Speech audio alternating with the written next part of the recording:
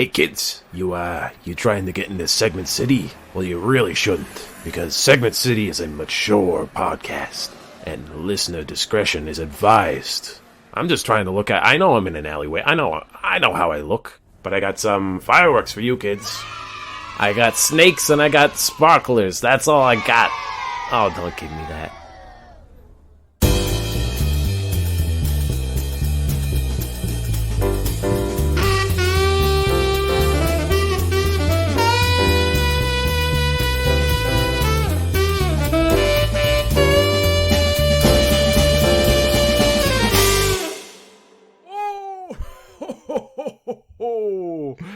Oh, merry holidays to you, Theo. Oh, don't play non-secular with me. Don't you do it, Santa. Listen, don't. Santa takes no political sides. I'm just a minor religious figure. I'm more commercial now. You're more commercial, but is that the path you've chosen for yourself, Santa? That you're willing to just go full on corporate? Well, we know that there's a war on Christianity. Oh God! I don't want to be in the crossfire. Sounds like you're taking a pretty hard stance there, Santa. Oh, listen. It's hard being the minority in this country. Oh, God. Oh, no. Oh, oof. Are you American, Santa? Do you want to hear Santa, are you American? I need to clarify that. There's so many immigrants coming Oh, God. Into the North Pole? Is that a real problem in the North Pole? Oh, there's scientists. Wait, no, that's Antarctica. That's not the Arctic. People always come up and they try to see old Santa Claus, but then they don't expect me to get them between the eyes before they get close to the village. You do have an army at your disposal, so I would suspect that your security should be on point. Yep, castle doctrine. Get that boiling oil ready. Get it ready. Gotta kill some. Gotta kill the scientists. The scientists are the enemy here. Let's keep that in mind. They are in every aspect of life. Good. I don't like this conservative Santa Claus, I like also, doing the bit. I don't like him personally. He's not my favorite person, but he is fun to ask questions to. So he laughs. He laughs very good. He laughs in a way that you're like, you're not genuine about anything, are you? Huh? You little phony. You're a phony, aren't you, Santa? You better not get on my naughty list.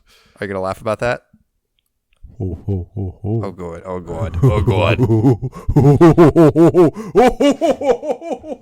I think he's gone insane. Oh, Santa's always been insane. I break into people's houses and give them gifts. It's like reverse robbery. Hey Santa, I have a question. Have you ever taken anything while you're in someone's house? What do you mean? I've taken LSD. I've taken mushrooms. No, from the homes that you break into. You ever just like slip something into the old coat? I sometimes steal just little things like family pictures and like you like grandma's other people's dentures. Other sentimental value to others is valuable to you. Oh yes. That's how I get off. Wait, that sounds wrong. That's what I enjoy doing. Gross, Santa. Well, it's only gonna get grosser here in Segment City, where everyone's naughty. Everybody's naughty here in Segment City, and look at this naughty boy, Will Kane. I'm Will Kane, and I'm done with this bit. And I'm the elf that is forming the union that is going to start the workers' strike, Theo Sapakos. You ever think about how that one elf in Rudolph wants to be a dentist? Like, who the hell wants... Sorry to all the dentists out there, but who wants to be a dentist? Who wants to be a factory worker for toys? Ooh, yeah. Honestly, you're right. Given those two career paths, sign me up for dental work. Let's go. Yeah, I guess so. Yep. This is a podcast in which Theo and I just kind of do Santa Claus voices the entire time. We never stop with it. Mm-hmm. And then we sometimes do segments. We do segments every week. Other than the Santa Claus voices, we do segments. Some are new. Hey, let it be known that I didn't do a Santa Claus voice, but I'm keeping it on lock just in case I need to bust it out, in case there's an occasion. You came out strong out of the gate. I did. I'm more of a... You're cash. I'm a slow burn Santa. Mm. Mm-hmm. Well, Theo, let's start off with my present to you every week. Will Stupid Thought. The fact that it comes to me every week makes it feel even more special this time of the year somehow. You thought you were going to be like, yeah, see there? That would make more sense if you were like this same gift every week. It's like going to the same restaurant every week with you. I'm a regular. And you're like, ugh, what am I going to get? My usual? They know what my usual is. The Will Special, which is pancakes topped with tomato sauce. The Will Kane Special.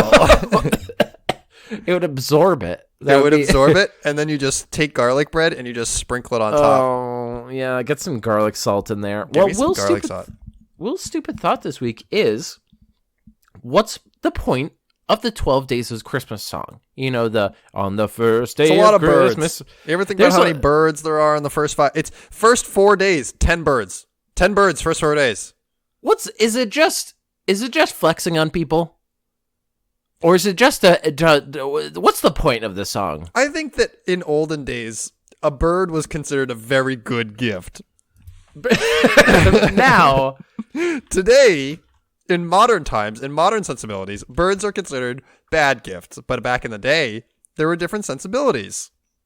Let's go through these presents real quick. Everyone kind of knows them, but they also kind of don't know them because I have to look them up. Yep. First day. Partridge in Pear Tree. I'm all about that pear tree. To be honest, I could do without the partridge. I could, how did they present it? Was it just a little pear tree, or did honey come outside? and then there's a pear tree. New pear tree. And then there's happens to be a partridge, and he's like, that too. And the partridge's like, excuse me, what? I'm just sitting in this tree because I'm a bird. You're mine now. And he's like, whoa, I tied a bow tie around your neck. You're part of the president. Oh, part of the president. And then 2 turtle doves. Okay. 2 more birds. 2 birds. I guess. Total 3 birds. Keep the bird count running. 3 French hens. Total 6 birds. Total 6 birds. 4 calling birds. Lots of birds. That's what I said. First 4 days, 10 birds. We're at 10 birds. 5 golden rings. Now, you'd think this is a great present. However, I might point out that they're golden rings and not gold rings, so they're just gold plated. It's just phony. It's some BL. It's some BS. That's just gold painted rings. Yes, gold painted rings. So far for Christmas, you've received 5 golden rings and 10 birds. Is this a good Christmas so far? Is this a good Christmas? Every other bird can get its own ring. What's the resale value of a turtle dove? I don't know. What's a French hen? And when it squawks, does it go wee wee? You gotta know, as a French hen salesman, that Christmas is your time to shine. It's your hot season. You're like a Halloween store gets hot in October. You know, French hen store really only lives for December. That's true. No one's out here in May buying a French hen. December's not bird season.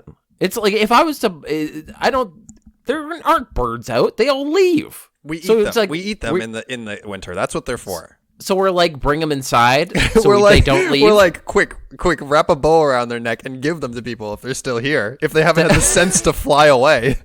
That's why humans are the worst. 5 golden rings, so that's 1 for each finger. You can have brass knuckles, basically. Punch people. 6 geese a-laying. They're just laying. 6 geese a-laying. They're just laying. We're at, so 16 is the current bird count. Yeah. Okay. So there, and also you opted for the salesman said, would you like the energetic geese or the geese that just sit there?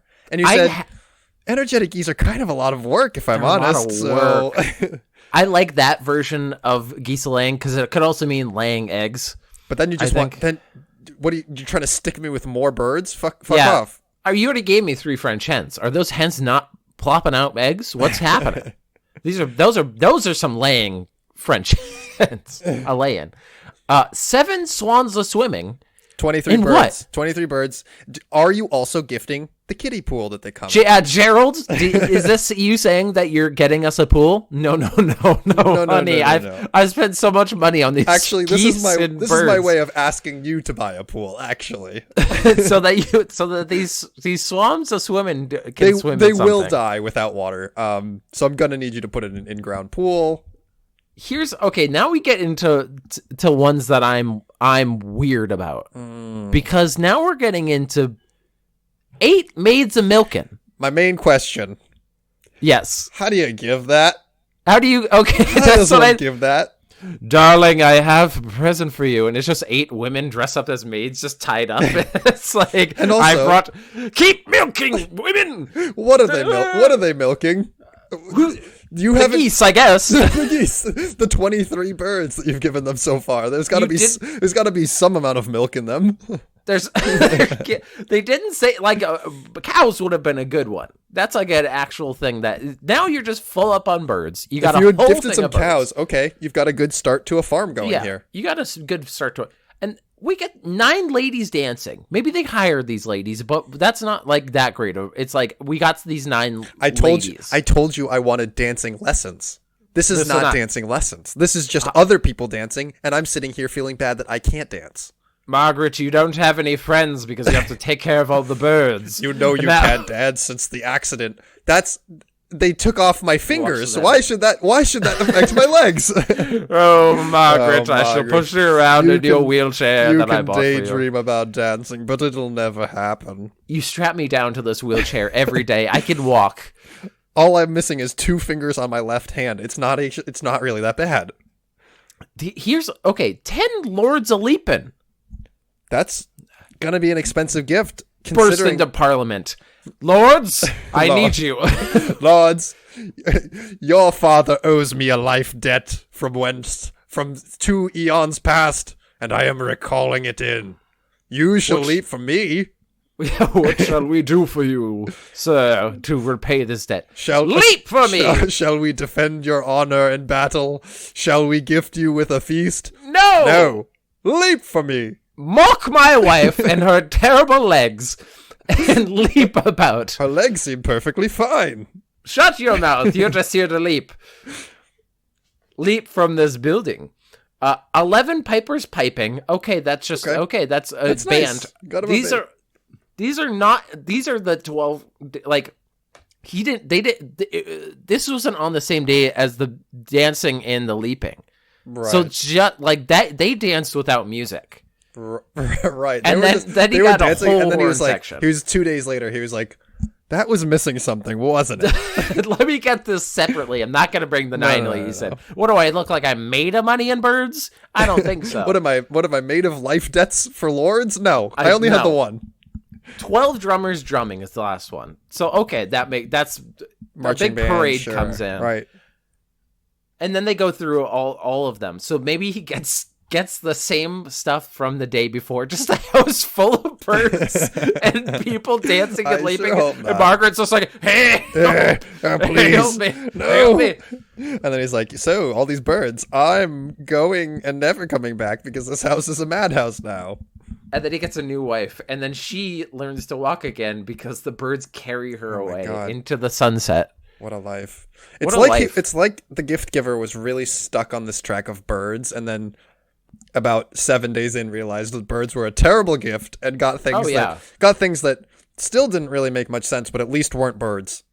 At least they weren't birds. At least it wasn't a bird. He kind of learned, like, ooh, she's not loving the birds. It took him 6 days to figure out that birds are not the answer.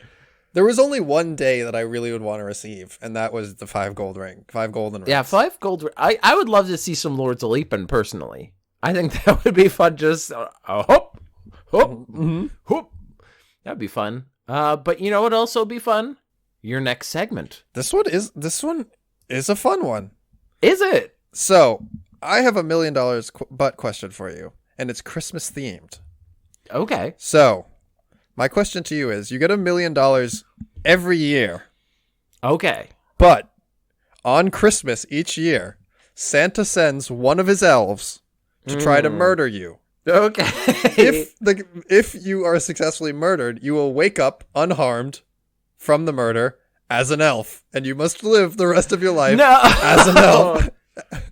Can I stop the service after? Can I go? I'm good on the $1 million. Can I? I'm going to stop my subscription. You can participate as many years as you want, but if you sign up, it is happening. Ooh, okay. I think $1 million each year, correct? Yes, each year that you do this. I think I could set up I don't think elves are going to be that great at killing me. Let's set up what elves we're talking about. What else have they got to do up in the North Pole but to train? You don't think that they're setting up some sort of like secret spy training agency for these elves? It's their whole job. They're making discount televisions and iPods. Right. And they have a lot of frustration that they would very much like to take and murder you with.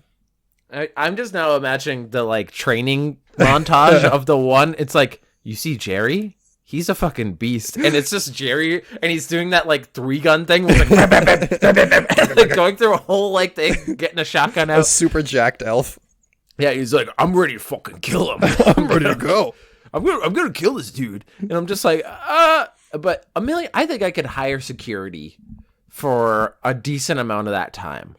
So, I could bundle myself. What your plan is you're gonna walk into a security agency and say, "Hi, I need to hire you for 24 hours on Christmas because I'm going to be attacked and potentially killed by an elf." And they're going to say, I don't need to tell the truth. I can say there's a small person that wants to kill me. And they would say, who is the small person? His name's Jerry, and he's a bastard. And they're like, okay, tell us everything you know about Jerry so he can better defend you. He has pointy ears, and that's really messing with him. He thinks he's an elf. And I've been on the naughty list because I bullied him in elementary school. Okay, so you've got someone who thinks they're an elf. Where are they from? Yeah. He says the North Pole. I don't know where he's living currently. Oh, okay. Do you have any reason to believe that he's not actually an elf? Well, now you're sounding crazy. Now maybe I'll go to another agency, and then I start negotiations that way. I'm trying to determine the validity of your request here. If you're insane, we're not taking your business. I don't think that's how that works. I don't think security agencies go like, are you sure you're going to be? I know you're the Dalai Lama, but like, you sure? You came to Theo's very selective security agency. All right, we make the rules, not you. I'm going to less selective. I just need bodies around me for Christmas. Then he gets through my security because he just pops out a present and he goes, "Got you, motherfucker." He slits my throat and I'm like, "No!" And then I'm an elf. Right there. Okay. I would do it for at least a few years. I'm not gonna. Years. Interesting. Except the first year's the toughest. It is. Every year after that is easier because you've learned some strategy and you also have $1 million to play with in order to defend yourself. Yeah. But the prospect of being an elf is probably one of my biggest nightmares. It sounds horrible. It sounds terrible. You live in a place that is dark all the time. You're an indentured servant with no hope of freedom. Can't even be a dentist. Can't be a dentist. Right. Yeah, this Actually, is not you could be a dentist, but it's your only other career option. But you're still an elf even if you take that. I'm gonna have to say, because I would be like, how magical is he? Is he gonna pop out and just fucking murder me? I'm gonna say no. No, it's not worth it. I'd rather live a regular life. No. Yeah, I know it's on Christmas, but I'd still be like that. It would still be like rough.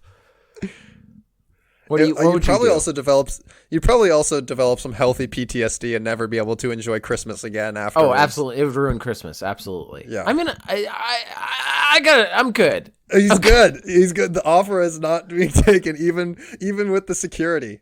I think it would be like if I got through the first year, I think I could get through, but I would have to pay for that security out of pocket. Like I didn't get the $1 million initially. You'd have to take out a loan. To survive. But hey, you could take out that loan knowing that if you died, you wouldn't have to pay it back. That's true. They wouldn't be able to find you in the North Pole as an elf. Yeah, but then it's like, one of my family members has to like research where I've gone. They think I've been murdered. Like that's a whole thing. Would you rather your family think you were murdered, or would you rather them know that you were turned into an elf and you're living out your days in the North Pole?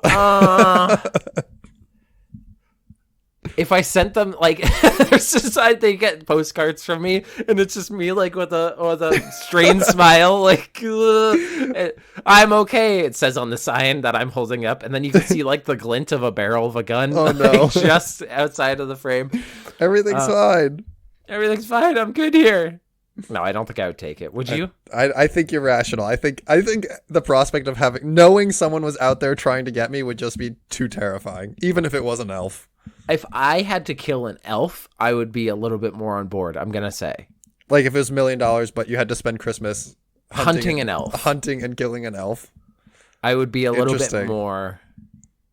What kind I don't know. What kind of gear do you need to find and kill an elf? But then it changed. Okay, it's like there's an elf in Boston. I don't think I could find a single elf. It's too easy for them to hide, right? It's too easy for them to hide, and they have magical means to find me if they're hunting me. So no, I'm not gonna do it. Right. Anyway, so you don't have a problem with like, here's an elf. All you have to do for this $1 million is literally stab it. If there, you don't have a problem with that there's scenario. An elf and like they're hand just it to going you like, on a platter. Come on, man, you don't do this to me. I made that toy for you. Remember? And I would go, and then I think I could. That's just murder. That's murder. Except he doesn't have. They didn't know who he was. That would get you on Santa's naughty list real quick. It would, but I would have money so I could buy my own gifts. I'll buy my own Santa. I don't need you. We'll start our own Santa. Imagine if the cops found this tiny body and they're like, dental doesn't go anywhere. Mm-hmm. We don't know who this person is, but they have some dust on them and they're dressed like an elf. Mm-hmm. So they're in a landfill in New Jersey and we can't identify their body. So what the fuck is this? What are we supposed to do with this? Yeah, I think I could do. I think I could. Did you get any murder? Did you get any witnesses? No, we don't know what happened. We just found this little man, and he's dressed. Maybe he came from a mall. I don't know. There are no malls within 40 miles of here. In New Jersey, there's no malls or happiness. Malls. That's it. That's no. You know what I would murder for though? Your next segment. Got him. Oh, very good. But you know what's not very good? The story of Krampus. I need to know about Krampus, please. Do you know anything about Krampus? Know he's like he's Santa's mortal enemy. They've been locked in deadly battle for thousands of years. Here's the thing. He's kind of like...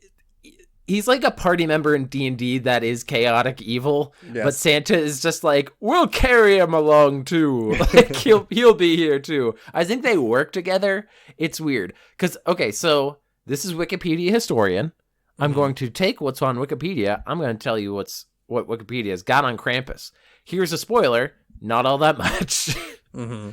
We just know that he's been around for a long, long time. We know that he's been around for a long, long time. Let me read up on Krampus. Krampus is a horned, anthropomorphic figure in alpine folklore, who during the Christmas season scares children who have misbehaved, assisting to St. Nicholas, the first of 3 good December men. The other 2 are Santa Claus and Dead Moroz. How have I never heard of Dead Moroz before? Dead Moroz, I think we have actually gone over Dead Moroz in... Actually, no, did we? Sorry, when I looked at Dead Moroz before, it did like a blackface version of Santa Claus, and I was like, the one that we went over last year of like it was like a Danish thing. Do you remember that? Yeah. All right. Well, it's a good thing that history has moved on from Dead Moroz. Then he's basically Santa Claus, but for Russian and Ukrainian, kind of like Slavic. Grandfather Frost is what it translates to, but he's not the thing of this story. Who reward the well-behaved on the 5th of December, which is maybe in Europe, at night with modest gifts: oranges, dried fruit, walnuts, and chocolate, and bad ones with birch rods only. So he assists St. Nicholas and Dead Moroz, who give these small gifts on December 5th. I wonder if people that live in areas where you can just grow citrus are all about those birch rods. If they're like, hell yeah, I'm gonna act out, get these birch rods. I don't need more oranges in my life. I'm dried good. Fruit. Oranges are a weird winter treat. The origin of the figure is unclear.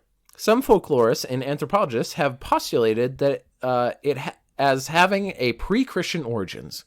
Its traditional parades and in such events as, and I apologize for this, Krampuslof, English Krampus Run, Krampus run. Young men dressed as Krampus like a turkey participate. trot, but you dress like a Krampus. I think you're running away from Krampus, bro. Help!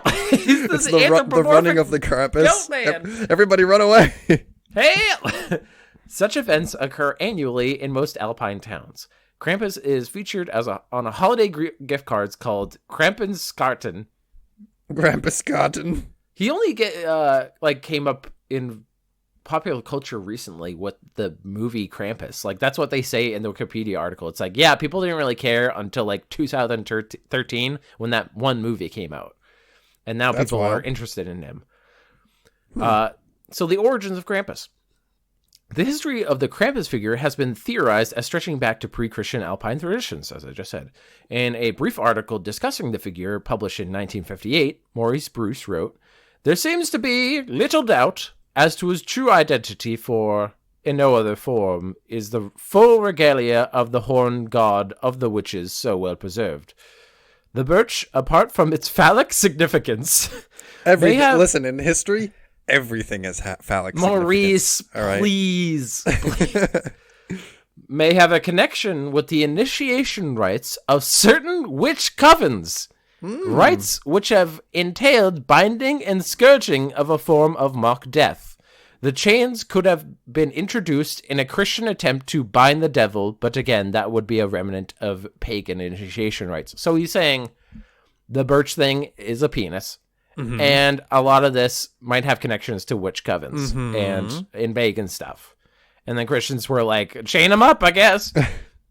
We don't know what else to do, so just go ahead and chain him up. Bind the devil, discussing his observations in 1975 while in Irning, a small town in Styria. I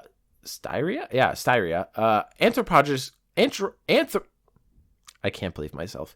Anthropologist John J. Honigman wrote that, quote, "The St. Nicholas festival, I can't words. You got it, buddy.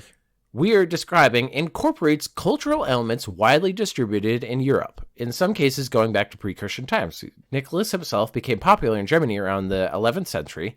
The feast dedicated to this patron of children is only one winter occasion in which children are the subjects of special attention, others being Martimas, the Feast of the Holy Innocents, and New Year's Day. I didn't know New Year's Day was supposed to be for kids. Masked devils acting boisterously and making nuisances of themselves are known in Germany since at least the 16th century, while animal masked devils combining dread comic antics appear in medieval church plays. A large literature, much in European folklore, bears on these subjects. It's basically just like heathens. They believe Krampus derives from a pagan supernatural who is assimilated into Christian devil. So, yeah, that makes sense. You know, baby Jesus got to fight the devil on his birthday every year. That's how it goes. Every year they say, get in that ring, baby Jesus. You gotta box the devil. Now let's see what Krampus looks like. They gave a brief thing before, but although Krampus appears in many variations, most share some common physical characteristics. He is hairy, usually brown or black, and has the cloven hooves and horns of a goat. His long pointed tongue lolls out, and he has fangs. So he may be a vampire. I don't know. He might be a vampire. He might be a goat vampire. Devil vampire. Krampus carries chains, though, to symbolize the binding of the devil by the Christian church. He thrashes the chains for dramatic effect. Woo! Wait. He's carrying around the chains so that people could tie him up? The chains are sometimes accompanied with bells of various sizes. It doesn't really talk about the chains. It says that, yeah, he carries chains. That could either imply that he's holding the chains or he's just like covered in chains. That's like a butterfly mascot carrying around a big net, being like, "Bet you won't catch me. Bet you won't." That's like he's already in horror movies, and if that's the way to beat him, it's so on the nose. It's just like, why don't we just take the chains that he has? He's literally offering these chains. He's like, "Come chain me, please." Yeah. More pagan origins are the Ruten, bundles of birch branches that Krampus carries and with which he occasionally swats children. Get out of here, kids! Get out of here, you kids. The Ruten might have had significance in pre-Christian pagan initiation rites. The birch branches are replaced with a whip in some representations. Jeez. Sometimes Krampus appears with a sack or a basket strapped to his back. This is to cart off evil children for drowning, eating, or transport to hell. Oh, good. If you're not good, you're gonna get drowned. That's fun. He was kind of a fun figure before, like he was kind of a goofy through this Wikipedia thing, and now he's like, oh yeah, by the way, he kills kids. Oh, by the way, yeah, I'm totally evil. By the way, some of the older versions make mention of naughty children being put in the bag and taken away. This quality can be found in other companions of Saint Nicholas, such as Zwart Piet. That is the one who I was thinking of. Zwart Piet is the blackface Santa Claus from that. Look at our listen to our holiday 2019 for description of Zwart Piet, some in-house advertising. Nailed it. So let's just go over a few of the festivities surrounding Krampus. Krampenschnatt. Excuse me? What did you call me? Krampenschnatt. The feast of St. Nicholas is celebrated in parts of Europe on the 6th of December. On the preceding evening of the 5th of December, Krampus night, or Krampusnacht, the wicked hairy devil appears on the streets, sometimes accompanied by St. Nicholas and sometimes on his own. I like Krampus visits hoes and businesses. I like that St. Nicholas is like, oh, how's everyone doing? Having a good night, shaking hands? And then Krampus is like, yeah, don't worry, that's just my brother. He's just a little bit weird. So how I'm reading this is when you see Krampus, there's a chance that Santa's there. What if when you went to go see Santa, there was also a chance Krampus would be there? So you're like, all right, we're going to the mall. We're going to see Santa. We're going to get our picture taken. And you show up and you're standing in line. And standing right next to Santa is, hey, kids, I don't care what you want for Christmas. Here's a bundle of sticks. I'm going to whack you on the behind with it. You want to get my bag? Yeah, you look like you could fit in a bag. Get in here. You look like you could fit in a bag is the worst pickup line I can imagine. St. Nicholas usually has Eastern Rite vestments of a bishop, and he carries a golden ceremonial staff. Unlike North American versions of Santa Claus, in these celebrations, St. Nicholas concerns himself only with the good children, while Krampus is responsible for the bad. Nicholas dispenses gifts, while Krampus supplies coal and the Ruten bundles. Okay, so I love that there's just a big parade where they walk down the street, and they're just handing out to whatever. They don't know these children. They're not like, oh, it's Jimmy who's an asshole. They're just like, imagine being a kid and you get coal and you're like, Saint Nicholas, why have you condemned me? You don't think that the parade planning committee had face cards with all of the children's names and whether they've been naughty and nice and drilled Krampus and Santa the day before so that they knew what the correct gift for each child was? Okay, he seems to be very into trains. Let's get him a train, and I'll get him some coal for that train. Yeah, this one's mine. He's an asshole. I could probably skip a few of these because we're just kind of getting into. There's like a weird play that they do in Alpine regions known as the Nikos Losspiel, the Nicholas play, which focuses on Adam and Eve's encounter with a tempter. The Nicholas plays feature competition for the human souls and played on the question of morality. So just I was really hoping you were going to say they were a play on Adam and Eve's encounter with Santa Claus. That was going to be a buck wild turn. Whoa, you seem to be the first people. I came before. I am timeless. I've been here forever. That's a good question. How long has he been around? I don't know. But yeah, it's just kind of a play that they put on. And then lastly, there's a Krampuslauf, which it is customary to offer a Krampus schnapps, a strong distilled fruity brandy. These runs may include Perchen, similarly wild pagan spirits of Germanic folklore, and sometimes female in representation, although Perchen were probably associated with the period of winter solstice. So you give them... It is customary to offer a Krampus schnapps. I don't know if that means offer Krampus schnapps, or to have Krampus schnapps? I think the second one, but it would be fun if you were like, "Hey, you're super evil. Come on in. We're just having a drink. Just get on in here." Yeah. And then they go into, on the Wikipedia, the Krampus Karten, which are greeting cards with Krampus. It's supposed to be it says it's supposed to be humorous, but also that Krampus is often featured looming menacingly over children, so I don't know what that means. What if you sent out a Krampus cart in modern day? Like, oh gosh, is this their uncle looming over them? No, that's Krampus. He's an old family friend. Well, in some, Krampus has sexual overtones. He's pictured pursuing buxom women. Mm-hmm. So I'm just we're really rounding out his character here. Yeah. So he apparently, older versions are frightening Krampus, and apparently modern versions have a cuter, more Cupid-like creature. It's funny that's nice. That old-timey evil figures basically just slide into an amalgamation of all the bad things. They're like hedonism, bad; drinking, bad; hitting children, bad. All one character. It's all good. They just I think they're just like, he's bad Santa. I like that Santa has a evil counterpart. Mm-hmm. That just as a small tangent before we go on to your segment, Annie and I we were just flipping through channels. It's like we never look on TV, except on the Sci-Fi channel. There was a movie called Letters to Satan Claus. So we ended up watching like the whole thing of this movie. And it's like a weird horror comedy. I didn't know that. I guess they overlap. Sure.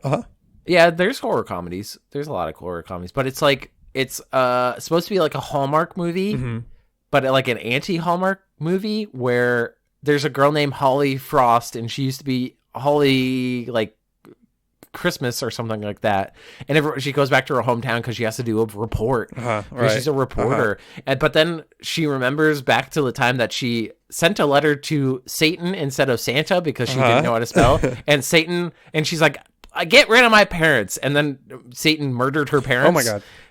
And then she did another joking one to Satan, like, "Hey, eat shit, Satan," and then threw it in, and then he starts murdering everyone in the town. But it also has like Hallmark stuff where it's like the love interests, like multiple people, and then they think that she's like the criminal that's killing everybody because she just like the murder started when she got to town. She kind of is. Like, they're not entirely wrong. And it was weird because Satan, like, I thought it was going to be a person doing it. Like, she had a sister that was like super cheery and stuff, and I was like, ooh, maybe it's the sister. And then it was like, because also Satan, whenever he talked, he looked like Krampus, one. Mm-hmm. Two, was a woman dressed as like Santa Claus and had like weird like tits incorporated into the costume. It was really weird costume. And so I was like, okay, so this is obviously a woman playing Satan, so it's gonna be one of the female characters. No, it was just Satan. Satan. It was just, and then they stopped Satan. As in the credits, it just said Satan, played by Satan. We just got him. We got him. We got the guy. we got the Satan himself, or herself, I guess. I was disappointed because she gave a letter to Santa Claus, and we thought it was going to end with a fight between Satan and Santa Claus, because that would have been great. Yeah, good kaiju battle. But then he just gave us a letter back with like instructions on how to defeat Satan. Sorry. And it was okay. It was okay. It was missing something. It was missing something because it's like it didn't have enough bite for the Hallmark stuff. Like, it was a little on the nose of like multiple dudes fighting over this one lady, and she's just like weird and sexually charged. Like, she's just a regular person in a Hallmark movie, so she's just like, hey, fuck all y'all. She's like, hey, you're like super hot, but you're super bland, to like the love interest, like one of the main ones. And she's like, you're just nothing. Which is like a funny moment. But anyway, on to your segment. That was my little aside. Well, as you know, the holidays are a time not only for joy, but also for judgment. You know, there's a lot of judgment going around in these times. And we've got a few people here who need to be judged as to whether they're whether they're the asshole this holiday season. Okay, if they're naughty or nice. Yes, exactly. So they've come to the Segment City Regional District Court, and we're gonna hear their cases. Okay. So first one's a short one, but I thought it was an interesting one to discuss. So It says, am I the asshole for not letting my wife put up a Christmas tree at the start of November? My wife says that a lot of neighbors have put up their Christmas trees already. I told her hard no because it's barely November. I usually say Christmas decorations can go up in December. I asked a friend if I was the asshole, and he told me to let her put up the tree because we all need joy. We need all the joy we can get right now. Thanks in advance. What do you think, Will? What is the hard line which you cannot cross for putting up your Christmas tree? I don't like the reasoning of the other people in this story. All the neighbors are putting up their trees. If all the neighbors jumped off a bridge, would you do it, Janice? If the whole homeowners association jumped off a bridge, got together, how much do you think people would celebrate? No, that's a bad reasoning because that's a bad neighborhood too. That seems like a lot of Karens, that very homeowner association. Oh, you don't have your tree up? Well, all of us get it up at the beginning of November. Are they going out and they don't say real tree or not? So that's also real like tree a or not, point. Right? I mean, it's kind of a lot to ask for your real tree to go from November presumably through the new year. Yeah, that's kind of a big ask for a tree. My personal thing is after Thanksgiving, American Thanksgiving, right? All good, right? You can go for Christmas trees. That's fine, right? Before then, that's a little. If I hear Christmas music, I know it's gonna be happening, but I go, oh, come on, yes. Like at least get me like halfway through November. I don't think this person's an asshole. I think there's a conversation right to be had between. Like, we need all the cheer we can get. No, we need to be realistic. Can this be our hot take part? Here we go. Our program, dude. Fucking fire away. Just flame on, baby. Christmas is a capitalist nightmare. Yes. It is not happiness anymore. What are people talking about? Preach. I know everyone.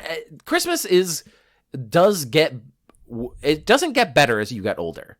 There are certain holidays. I talked to Andy about this. Certain holidays like get better. Maybe I talked to you about this. They like continue, like Halloween, for example. When you're a kid, you go out trick or treating. When you're an adult, you go out drinking. Right. It levels up with you. Right. Easter's the worst part of no leveling up for Easter. It's only for children. As a child, you enjoy Easter, and then you hit a point and you're like, this stinks. Why the only thing that I get out of Easter now is Greek Easter is bomb as hell because the Greek Easter is great. Fantastic. Gotta have it. Regular Easter, I'm a hard pass on that. Christmas now, for me, as somebody in his mid-20s, I enjoy giving presents. Mm-hmm. I don't enjoy getting that many presents because I can buy my own shit. I'm a grown-ass man. Grown-ass man. And now people just get me junk that I don't need. Right. So you end up hot take is that it's not holiday like happiness. It's commercial. It's a lot of it is manufactured. I see that. Yeah. Yes.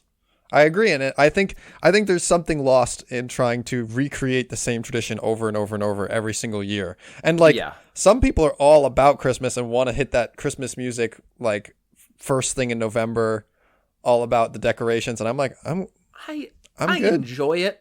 But it's also like I haven't felt the Christmas spirit in so long. And also just, it feels desperate saying that. These people feel desperate. He's headed. I need Christmas. Will's headed straight for being the next generation of Krampus. Oh, I'm a boomer now. He's a boomer now. I'm going to go and say not the asshole. This seems like a conversation between the person and their wife. Maybe they should, if they don't have to get a fresh tree, if it's just like put up the tree, whatever. Just hold off. Hold off. There's no rush. If I think it's perfectly fine for this person to go, no, I don't want that. Mm-hmm. I'm with you on it. So let's go on. What's the other next one that you have? Next one is titled, "Am I the asshole for not wanting to live in Christmas Central?" Here we go. Okay. This one's a little bit longer. I grew up in a family that didn't celebrate Christmas and never cared for the holiday. When I met my now fiance, her family was very into Christmas in a secular sort of way. No problem. Everyone has their traditions. Namely, she, her siblings, and her parents decorate the parents' house in a massive way. People actually drive to see it set up every year. They participate in competitions, have it programmed so the lights dance to music, and actually put out donation boxes that comp the setup, and the profit go to charity. Again, I have no problem with this. I can respect the amount of planning, programming, and artistic creativity in the process, and that it is a family hobby. A year ago, my fiance's father was in an accident with a lengthy recovery. It became apparent he will be in a wheelchair bound probably for life. Oof. Their house is several stories and would not be easily converted to wheelchair accessible, and he didn't want to be confined to the ground floor forever. They decided to move into a senior community and will be more set up to them. They approached my fiance and offered to sell her the house at a great price. It's a beautiful, beautiful place, and her parents are insistent that we can set things up on our own taste so it won't be living in a quote-unquote old person house. Their words, not mine. I was extremely excited about this, and we've been talking and making plans since this was decided. Somehow, though, I missed that they all plan to keep decorating the house for Christmas. When this came out in conversation, in my confusion, I said I didn't want to live in the Christmas house and said some unkind things about the tradition and the holiday in general. I've apologized for how I addressed it, and things are still tense with the in-laws, but I think I have a legitimate complaint here. I don't like the holiday. They literally started planning on Labor Day weekend. If I lived here, it would be a third of my year that my house would be lost to this. I can't imagine living with carols blasting and Santa handing out candy canes on my doorstep while I'm trying to go to work. I don't want to be known as the Christmas guy. My fiance has pointed out the house is being sold to her, not me, at her parents' insistence. I think because we will both be financially contributing, I should have an equal say as to what happens in my house. Am I the asshole for saying no to big Christmas displays once we move in? No.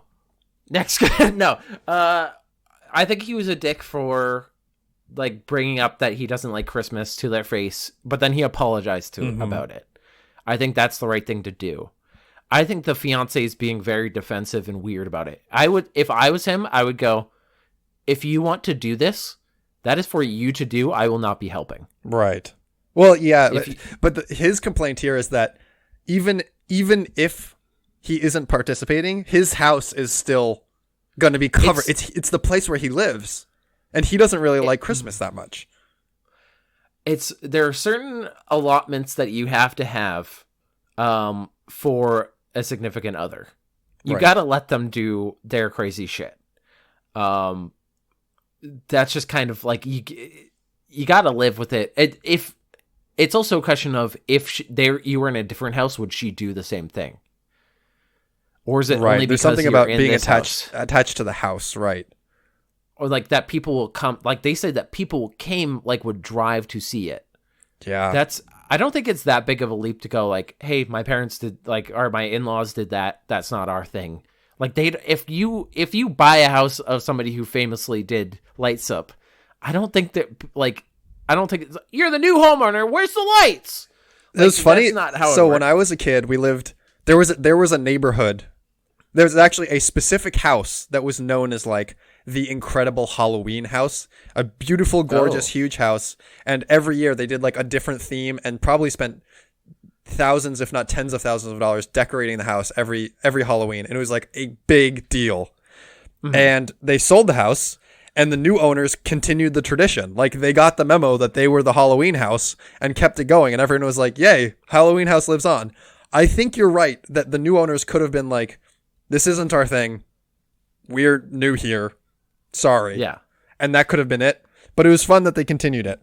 I think nice. I think in this new scenario, I think there has to be some middle ground found here, right? If the guy doesn't want some person who they hire to dress as Santa Claus on his doorstep while Christmas music blares from his house, like you gotta negotiate with your fiance. We can do lights. I'm fine. Yeah. Lights is fine. But like when it comes to the level of I hear Christmas carols like around the clock through all of December, we have to cut that shit out, right? Like I think you can do lights and things that are non-intrusive with no problem. But when it comes to like spending money on a Santa being outside your house, I'm like I'm not on board for that. I listen to a lot of true crime and serial murder stuff, and they usually say like, "Oh, from childhood, it's a thing." Like usually head injury, they born this way. I think that could make me into a serial murderer. Yes, I think so too. Is hearing Santa like ho ho ho and ringing a bell and like, because my mother will come home and she'll go, "Alexa, Christmas music, all speakers." Oh, volume. I'm like, no. Hell! It's every fucking year. And I've just, so I empathize with that. I'm not a huge fan. But yeah, you gotta just work it out. I don't think this person is the asshole. I don't, like, this is just a relationship. I think he was the asshole. I think you're right. He was the asshole for coming down hard on the family for their tradition. I think there are graceful ways to indicate that this is not your thing and you're happy to not be included in it. I think we could also view it from the fiance's perspective. If she wrote a post, I want my house to be Christmas house. My fiance is saying no, but I'm going to do it anyway. It's my tradition with my family. They're selling me the house. I want to do this. Quite frankly, I would say that they're the asshole. I still think there's conversation. There needs to be compromise here. Like, both people can't have full what they want here. I think no.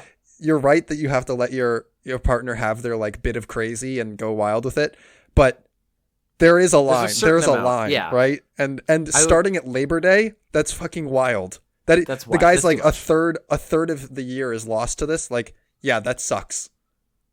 Why is a third of it? Like, it's not planned. It's not like, because my girlfriend, her dad and like the local community have a haunted house thing, like a bunch of engineers, and they go ham on it and they do different stuff every year. I don't think you do different lights displays, do you? I bet they do. They probably do. They probably have a different thing every year. If you're like the Christmas house, people come to see what's different, the new hotness every year. You can't put that commitment on somebody else. Yeah. There needs to be compromise. That's the main takeaway.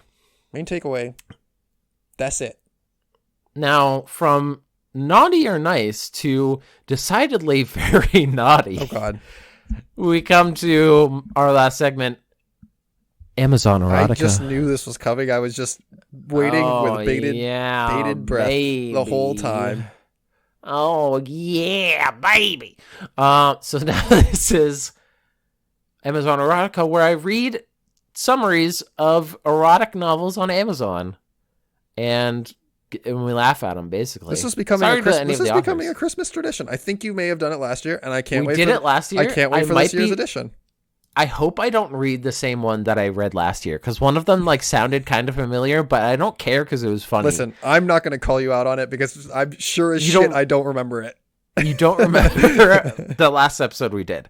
Okay, so this is A Snowed In Christmas by Kate M. North, which sounds like a fun pun. So I don't think that's their real name. Maybe it is. I don't know. For Sasha Farewell, Christmas at her family's cabin meant days spent lounging in comfy pajamas, snacking on delicious food, and passing the time with trashy romance novels like this one. But her plans get disrupted when Jeremy Hunter, her brother's high school best friend, joins them for the week-long getaway. First of all, what? I guess he's just... That's fine. But it's if you invited me to your house like now during the holidays, I think it would be a little bit weird. I think it's like I'm week long. Will's gonna be here. I'm actually on board for that. Like, really, it's one of those things where like having a person who's not usually with the family for Christmas really actually does shake things up. Like, it really does change up the holiday. Because, when you're with your family every year, like, the traditions are the same. You do the same thing. Yeah. And having a new person there, like, does change it. If they're cool with being there and your family's cool with them being there. Yeah. Well, that's the thing. But she's not on board with this guy coming, apparently. It may have been over 10 years since she's last seen him, but jerks like that never change. My friend Hunter, who's an ass, is coming for Christmas. Everybody cool with that? Cool. He's a fucking asshole. Except next sentence. Except Jeremy has changed. Okay. He's a nice boy who wears sweaters now. And not just by adding doctor to his name, The boy who was once a lanky nemesis is now a full-grown man, complete with muscle, brawn, and dripping sex appeal. You forgot about Jeremy. You forgot about him. He's a hunky boy now. He used to be a lanky nemesis. Now he's dripping. He's absolutely dripping. With sex appeal. You know. I really hope that there's somewhere out there someone who refers to me as their lanky nemesis. I would love it if that's how someone referred to me. That's what I call you. My lanky nemesis. Lanky nemesis. Well, I hope that you start referring to me as that. I'm sure shit not calling you by your self-described nicknames of Chunky Salsa. Oh, no. Yeah, Chunky Salsa. That's right. That's one. And the People's Champ. And now, going forward for you. My lanky nemesis. Wait, no, that would be if we were wrestlers. Oh, you're the People's Champ? And I'm like, my lanky nemesis is here. Incredible. Who am I? Am I Chunky Salsa? I think I could be Chunky Salsa. That's cool. I'm taking your nickname now. But looks can't deceive Sasha. He's hot as shit, but apparently not to Sasha. Surely his presentation of a caring pediatrician is nothing more than a facade. You did your medical school years, but I'm not buying it. He did 8 years just to fuck with me. Yeah, sure, you went on some rotations. Yeah, you were an intern for a couple of years. I don't buy it. You might have gone to Africa and saved some children, but I don't believe it. Sure, you built a hospital, but what have you done for me lately? Well, but when Sasha's family gets stranded in town by a crippling snowstorm, leaving Sasha and Jeremy trapped in the cabin alone, Sasha must accept that maybe Jeremy isn't the bully from her nightmares, but the man of her dreams. Christmas, Sasha's going to be on the naughty list. Sounds like Sasha needs to learn to give people a second chance. That's the moral of the story here. I just kind of like glance down at the different things because they have like length 150 pages, age level 18 to 18. So apparently only 18-year-olds can read this book. For kids from 18 to 18. This is a very quick one, and it's probably the grossest title we've ever had. There we go. I'm buckling up. Yeah. I say it out loud. Power through, Will. I believe in you. Milked by Santa. Oh no. Milked by Santa Claus. When her boyfriend dumps Mindy on Christmas Eve, hot Santa Claus arrives to comfort her. Mm-hmm. That's why I chose this one. Is this like Krampus, Saint Nicholas, hot Santa? Is natural progression. We're just when she doesn't have milk to go with his cookies, he uses a little Christmas magic to make sure he gets his fill. Yuck. Yeah, that's a yuck out of 10 for me. That's a yuck. This is another one. One Night Only 2, a Christmas erotica. After spending the night together and fulfilling all their fantasies, every single one checked off. There's a bucket list, and you hit all of them. One night they had a one-night stand, and they did all of their fantasies. Adrian is convinced that he will never see Shannon again. Adrian. Accepting the fact that he is stuck with his cheating, gold-digging wife. He deals with misery. I really and thought anger. you were going to say cheating goldfish, and I was going to be like, damn, what a relation, what a twist. I like that he's like, she's a cheater after banging Shannon. Yeah, after a one-night stand, right. He deals with hoping for a way out of his loveless marriage. Raven has changed right before his eyes, and he knows that it won't be long before he can no longer pretend to be happy with her.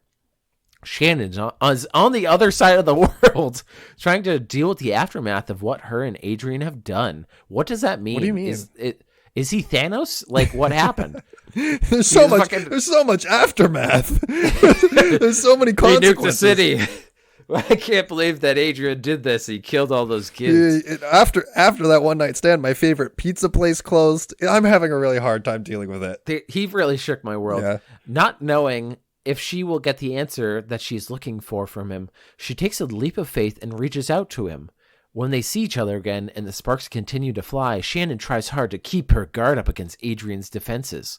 Wait, what? What? Tries hard to keep her guard up against Adrian's defenses. It's like when you play that James Bond game. Do you remember that from like elementary school and stuff? When you pat your knees. Oh yeah, you both defend. And yeah. you're both like doing body armor. Body armor. Nothing's happening. He is charming, kind, and patient, waiting to give her everything that she never had. With life-changing decisions to be made, they are forced to rely on one another and try to take a stance on how things work out with the two of them. It sounds like they're back to get back with the guns and stuff. It's like, I got to rely on you. I like it when romance novels try to say that it's like, they're like, it would be a bad idea to hook up with him, even though he's kind, patient, generous, wealthy, smart, educated, and he wants to leave his wife. And there's really no reason why they can't just end it with their previous partners and move on. But it would be a bad idea. Well, here's the thing. Shannon is determined to keep Adrian on a short leash, not wanting to be the one who tears him away from his home life. You already fucked. You already did it. Yep. But when tragedy hits him, she is the only one who is there for him. And after everything falls apart, this job in Sokovia went bad. The Avengers came and the city fell. The love that they feel for one another is all-consuming, and even with them fighting against it, they are unable to deny the feelings that have completely taken over for both of them. For Adrian and Shannon, things may not always be perfect, but with the two of them together, there isn't anything they can't face, right? I just realized that this doesn't have anything to do with Christmas other than the cover, which the cover is wonderful. I know you can't see it, but it's it's a woman, like a busty, like a big woman, like a, you know, the curvy woman that they usually have on the cover of these things. Sure. With a guy in a tank top who's looking down at his abs like he's surprised he has like, abs. oh, my Christmas wish came true. It's Spider-Man realizing he has abs. And that's just wonderful. And that's where we'll end this wonderful holiday episode of Segment City. I hope you all enjoyed it. I know I did. I did enjoy it, William. Thank you for the goofs and gaffs. Santa, I didn't get to talk to you last time you were here. I did that on purpose. It's been awkward between us. I was hoping to save us some embarrassment, but here we are. I've been emailing you, and I mean the audience could email us at segmentcitypodcast@gmail.com if they have any gifts, if they have any segment ideas. Head up our Twitter at Segment City, our YouTube Segment City, and I want to give a present. Hey, Santa, can you actually help me out? I want to give a big present to a friend of mine.